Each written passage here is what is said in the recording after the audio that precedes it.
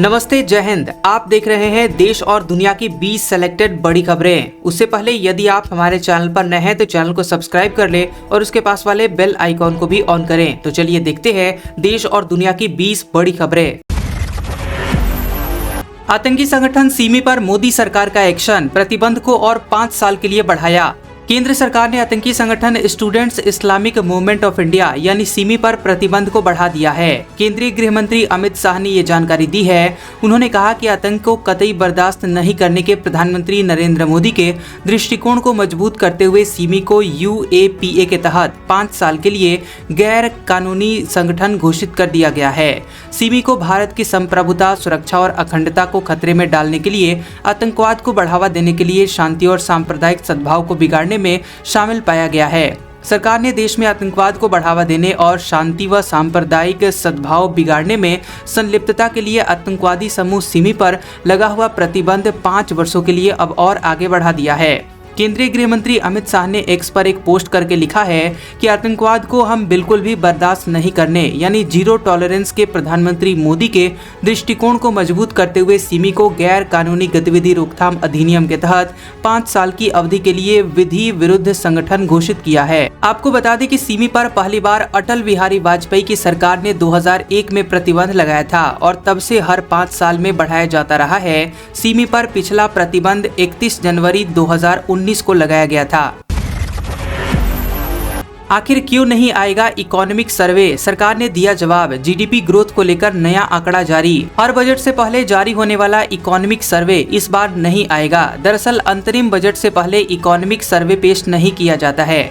वित्त मंत्रालय ने 29 जनवरी को एक बयान जारी करके कहा है कि अभी इकोनॉमिक सर्वे नहीं जारी किया जाएगा। बकौल मंत्रालय, इकोनॉमिक सर्वे आम चुनाव के बाद पूर्ण बजट के पहले जारी किया जाता है।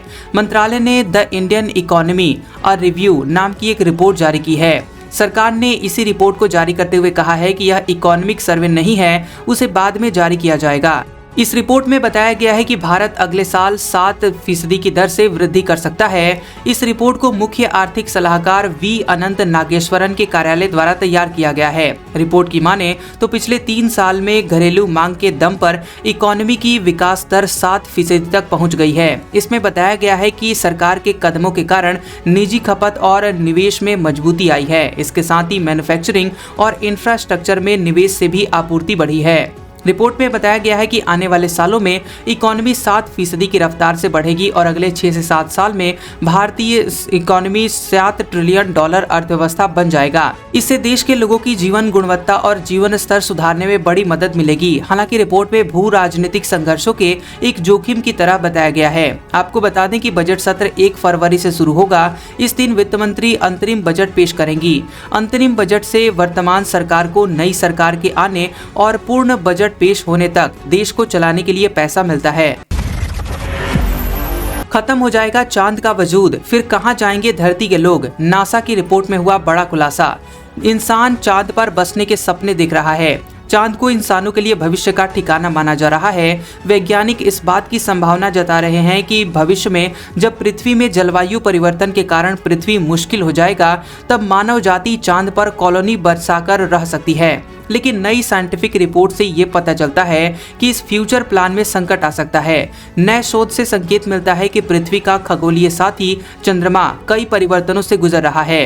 पिछले कुछ 100 मिलियन वर्षों में इसके आकार में महत्वपूर्ण कमी आई है। दरअसल 25 जनवरी को प्लैनेटरी साइंस जर्नल में प्रकाशित एक अध्ययन से पता चलता है कि चंद्रमा अपने कोर के धीरे धीरे ठंडा होने के कारण परिधि में 150 फीट से अधिक सिकुड़ गया है। NASA, Smithsonian, Arizona state university और मैरीलैंड विश्वविद्यालय के वैज्ञानिकों के नेतृत्व में सहयोगात्मक प्रयास से ऐसे सबूत मिले हैं जो ये बताते हैं कि इस चल रहे चंद्र संकुचन के कारण चांद के दक्षिणी ध्रुव के आसपास के इलाकों में उल्लेखनीय परिवर्तन हुए हैं। हालांकि इस सिकुड़ने को अंगूर की झुर्रियों के किशमिश में बदलने के समान बताया गया है। चांद के सिकुड़ने से एक भंगुर सतह बनती है, जिससे परत के भाग एक दूसरे के खिलाफ धकेलने के कारण फॉल्ट बनाते हैं। ये फॉल्ट बदले में भूकंपीय गतिविधि को ट्रिगर करते हैं, जिसे मून क्वेक के रूप में जाना जाता है। जो टेक्टोनिक फॉल्ट लाइनों के पास रहने वाले पृथ्वी के निवासियों के लिए खतरे की घंटी है। रिसर्च में पता चलता है कि दक्षिणी ध्रुवीय क्षेत्र में चांद दोषों के एक समूह को 50 साल से अधिक पहले अपोलो सिस्मोमीटर द्वारा दर्ज किए गए एक शक्तिशाली चंद्रमा भूकंप से जोड़ते हैं। सतह की स्थिरता का अनुकरण करने के लिए कंप्यूटर मॉडल का उपयोग किया गया, जिसे भूकंपीय गतिविधि के कारण चंद्र भूस्खलन के प्रति संवेदनशील कुछ क्षेत्रों का पता चला है। ड्रैगन अब चाहता है हल। 15 महीने बाद चीनी राजदूत की भारत में होगी वापसी। भारत के साथ सीमा पर चल रहे तनाव के बीच चीन भारत के लिए अपने अगले एम्बेसडर की नियुक्ति कर सकता है। करीब 15 महीने से भारत में चीन का कोई भी राजदूत नहीं है। मिली जानकारी के मुताबिक वरिष्ठ राजनयिक जू फिहोंग को चीन भारत का एम्बेसडर नियुक्त कर सकता है। जू फिहोंग अफगानिस्तान में राजदूत के रूप में काम कर चुके हैं। इसके अलावा वह रोमानिया में भी चीन के राजदूत रह चुके हैं। फिलहाल वह चीन में विदेश मामलों के सहायक मंत्री की जिम्मेदारी संभाल रहे हैं। हालांकि नए दूत की नियुक्ति की औपचारिकताएं अभी भी पूरी नहीं हुई हैं और ये स्पष्ट नहीं है कि वह वास्तव में कब पदभार ग्रहण करेंगे। टाइम्स ऑफ इंडिया की रिपोर्ट के मुताबिक लंबे समय से चीन भारत के बीच सीमा विवाद को लेकर तनाव का माहौल बना हुआ है। भारत में चीन के पिछले राजदूत सन बेइडोंग अक्टूबर 2022 में चले गए थे। नए राजदूत की नियुक्ति में देरी दोनों पक्षों के बीच अब तक के सबसे अधिक तनाव वाले वक्त में हुई है, जो कि 2020 के गलवान संघर्ष और बीजिंग की अनिच्छा से उत्पन्न हुई थी। जैसा कि भारत ने बार बार इस पर जोर दिया है कि सीमा पर शांति और स्थिरता के लिए द्विपक्षीय समझौतों पर ध्यान दिया जाए। हालांकि दोनों पक्षों द्वारा भारी तैनाती के कारण सीमा की स्थिति अभी भी असामान्य ही बनी हुई है। राम मंदिर का हो गया दर्शन तो अब करो लंका की तैयारी। IRCTC लाया सस्ता टूर पैकेज, फ्लाइट टिकट भी शामिल। राम मंदिर का हो गया दर्शन तो अब करो लंका की तैयारी। IRCTC लाया सस्ता टूर पैकेज, फ्लाइट टिकट भी शामिल। जनवरी 2022 की तारीख भारतीय जनमानस को हमेशा याद रहेगी। अयोध्या में राम मंदिर की प्राण प्रतिष्ठा के साथ ही वहां श्रद्धालुओं का तांता लगना शुरू हो गया है। प्रतिदिन लाखों की संख्या में भगवान राम के भक्त प्रभु के दर्शन करने के लिए जा रहे हैं। इन राम भक्तों की खुशी को और बढ़ाने के लिए सरकारी कंपनी IRCTC एक जबरदस्त प्लान लेकर आई है। दरअसल अयोध्या में दर्शन के बाद अगर लंका जाने का मौका मिले तो इसे खुशी की बात और क्या हो सकती है। राम भक्तों की इसी खुशी को बढ़ाने के लिए Indian railway catering and tourism corporation यानी IRCTC ने श्री रामायण यात्रा पैकेज शुरू किया है। ऐसे श्रद्धालु जो अयोध्या में रामलला के बाद लंका जाकर राम से जुड़े हुए स्थलों को देखना चाहते हैं और वहां के प्रमुख टूरिस्ट स्पॉट पर घूमने का आनंद लेना चाहते हैं तो वे IRCTC की ऑफिशियल वेबसाइट पर जाकर इसकी बुकिंग कर सकते हैं। IRCTC की वेबसाइट के मुताबिक श्रीलंका का टूर पैकेज 5 रातों और 6 दिन का होगा। इस दौरान कोलंबो, कैंडी, निगोम्बो और नुआरा इलैया के प्रमुख टूरिस्ट स्पॉट्स को घुमाया जाएगा और इसमें कई ऐसे पर्यटन स्थल शामिल हैं जो भगवान श्री राम से जुड़े हुए हैं। यात्रा की शुरुआत 10 मार्च 2024 को नई दिल्ली के इंदिरा गांधी इंटरनेशनल एयरपोर्ट के टर्मिनल 3 से होगी और वापसी में यात्रियों को यहीं पर लाकर छोड़ा भी जाएगा। IRCTC के इस पैकेज में आने जाने का फ्लाइट टिकट के अलावा लंका में ठहरने के लिए होटल का खर्चा भी शामिल है। इसके अलावा सुबह का नाश्ता, दोपहर का खाना और रात का डिनर भी इस पैकेज के तहत उपलब्ध करवाया जाएगा। श्रीलंका में घूमने के लिए यात्रियों को लग्जरी बस की सुविधा मिलेगी, जबकि टूरिस्ट गाइड या एस्कॉर्ट भी इसी पैकेज के तहत मुहैया करवाए जाएंगे। अब देखते हैं कि इस पैकेज में आखिर खर्चा कितना आएगा। पैकेज के खर्चे की अगर बात करें तो सिंगल यात्री को पूरे टूर के लिए 82,700 रुपए चुकाने पड़ेंगे। इसमें ऊपर बताई गई सभी सुविधाएं शामिल होंगी। अगर डबल ऑक्यूपेंसी के साथ कोई यात्रा कर रहा है तो उसे 65,000 रुपए प्रति व्यक्ति के हिसाब से चुकाने होंगे।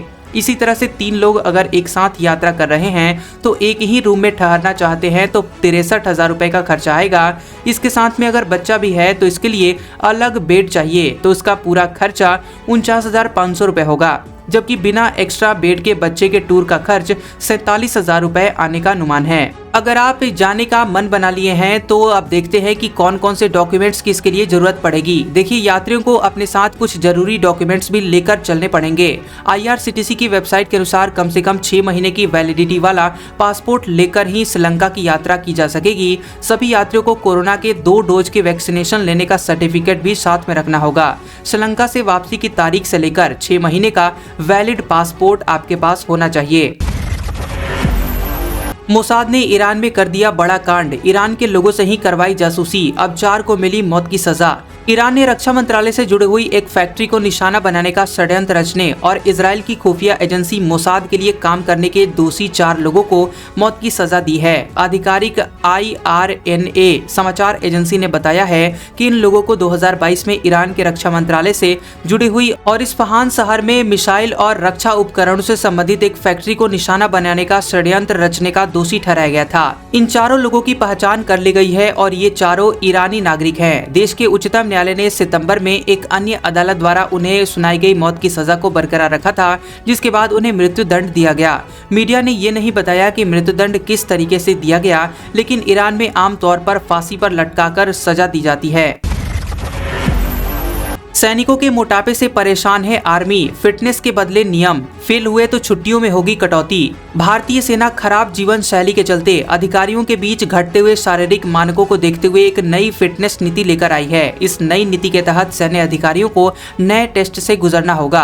इसमें नए मानकों पर खरा नहीं उतरने वाले आर्मी ऑफिसर्स को सुधार के लिए पहले तो 30 दिनों का समय दिया जाएगा और अगर इस दौरान उनकी फिजिकल फिटनेस में कोई सुधार नहीं पाया जाता है तो उनकी छुट्टियों में कटौती जैसे कदम उठाए जा सकते हैं। अंग्रेजी अखबार इंडियन एक्सप्रेस में छपी हुई रिपोर्ट के मुताबिक नए नियमों के तहत हर सैन्य अधिकारी को आर्मी फिजिकल फिटनेस असेसमेंट यानी APAC कार्ड भी तैयार रखना होगा। इन नए बदलावों के अनुसार हर 3 महीने पर होने वाले इन टेस्ट पर कमांडिंग ऑफिसर के बजाय ब्रिगेडियर रैंक का एक अधिकारी नजर रखेगा। इस नई नीति का मकसद परीक्षण प्रक्रिया में समानता लाना है और जीवन शैली से जुड़ी हुई बीमारियों के बढ़ते हुए खतरे के बीच सैन्य अधिकारियों के मोटापे या फिर शारीरिक रूप से अयोग्यता से जुड़े हुए मसलों से निपटना है।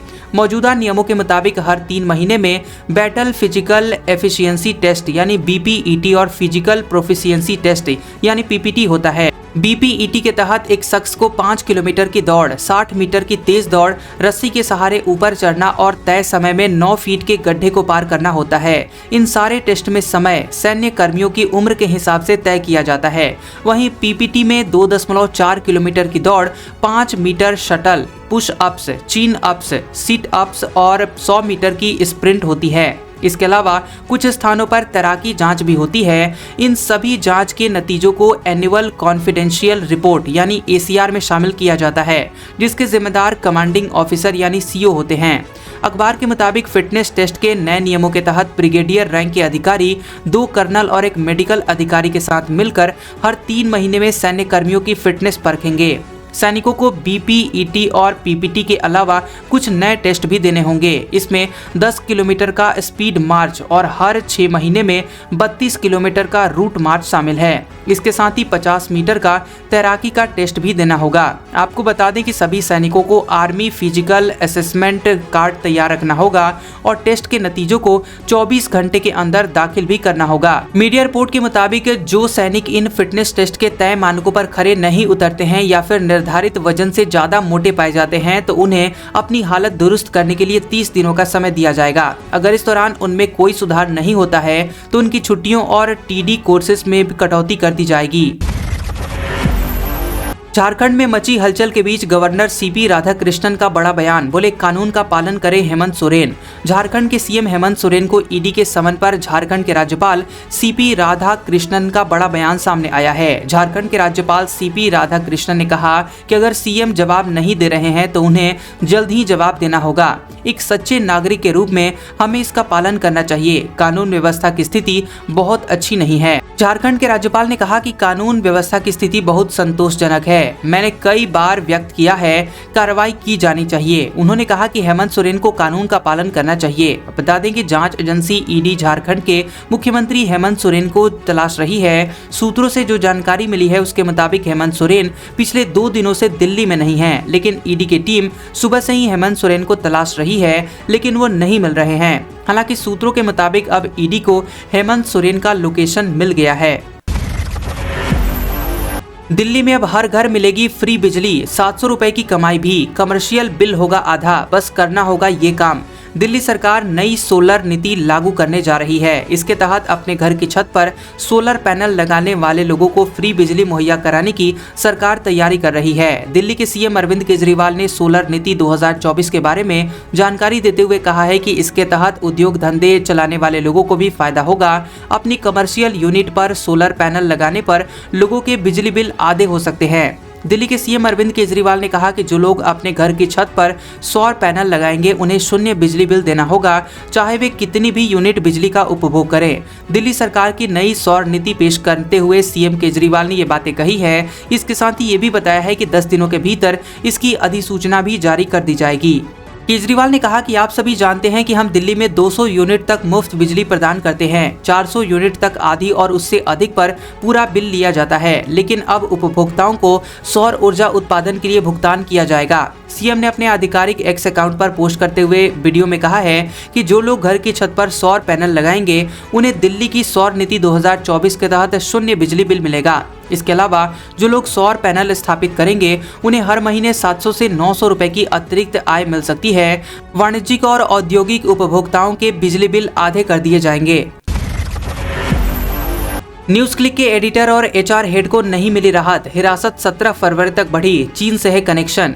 दिल्ली की एक अदालत ने मीडिया आउटलेट न्यूज क्लिक पर लगे हुए आरोपों पर यूएपीए के प्रावधानों के तहत दर्ज मामले में इसके संस्थापक संदीप प्रबीर पुरकायस्थ और एचआर प्रमुख अमित चक्रवर्ती की न्यायिक हिरासत 17 फरवरी तक के लिए बढ़ा दी है।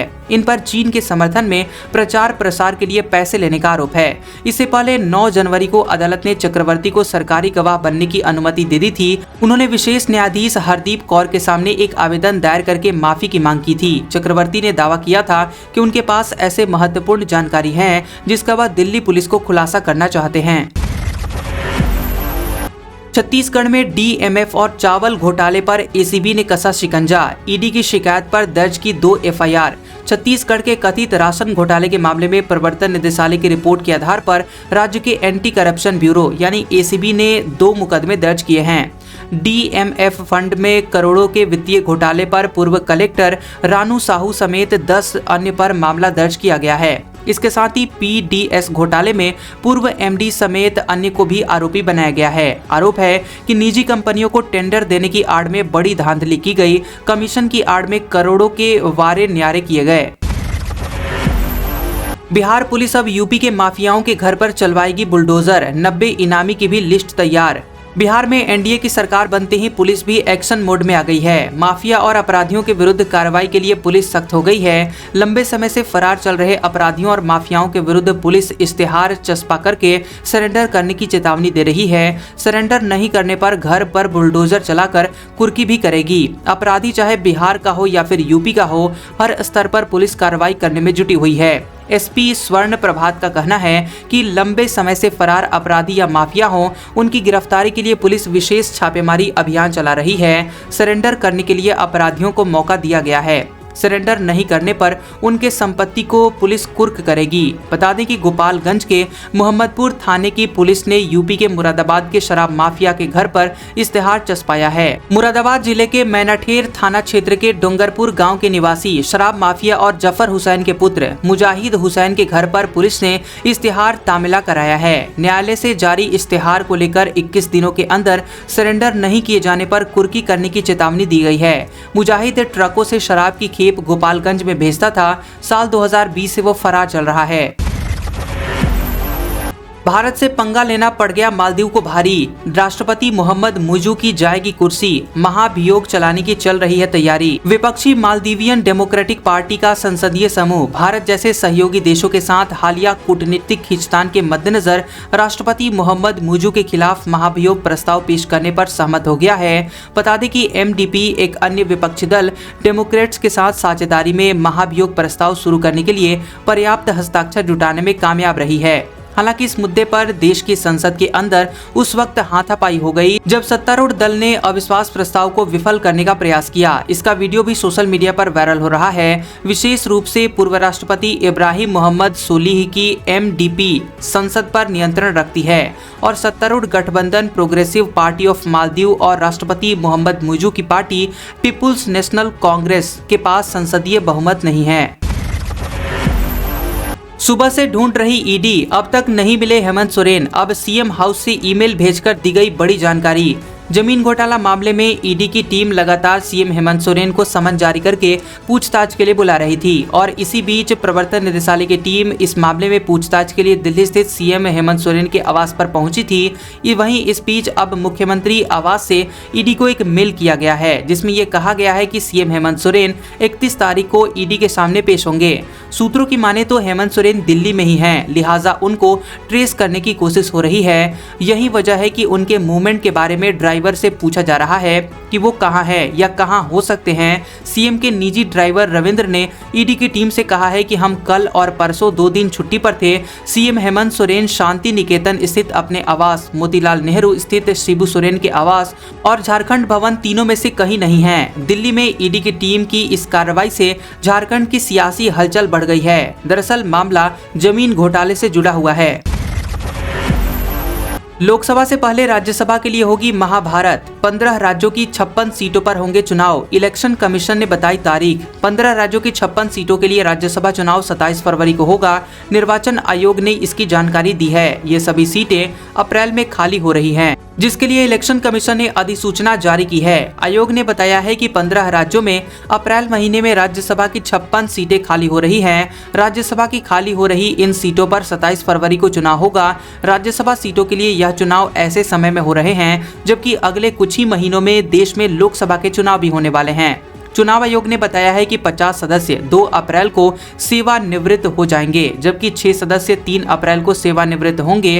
राज्यसभा की इन खाली सीटों में राजस्थान की 3 सीटें शामिल हैं। इन तीनों सीटों के सदस्यों का कार्यकाल 3 अप्रैल को समाप्त हो रहा है। इसी तरह से उत्तर प्रदेश की 10 और उत्तराखंड की 1 राज्यसभा सीट पर चुनाव होगा। यूपी से 1 सीट समाजवादी पार्टी के जया बच्चन के पास है और 9 बीजेपी के पास है। भाजपा के जिन सांसदों का कार्यकाल पूरा हो रहा है उनमें अशोक वाजपेयी, अनिल जैन, अनिल अग्रवाल, कांता करदम, सकलदीप राजभर, GVL नरसिम्हा राव, हरनाथ सिंह यादव और विजयपाल तोमर शामिल हैं। तो वहीं दूसरी ओर उत्तराखंड से अनिल बलूनी का कार्यकाल समाप्त हो रहा है। चुनाव आयोग के मुताबिक जिन राज्यों में सदस्य सेवानिवृत्त हो रहे हैं उनमें आंध्र प्रदेश, बिहार, छत्तीसगढ़, गुजरात, हरियाणा, हिमाचल प्रदेश, कर्नाटक, मध्य प्रदेश, महाराष्ट्र, तेलंगाना, उत्तर प्रदेश, उत्तराखंड, पश्चिम बंगाल, ओडिशा और राजस्थान शामिल हैं।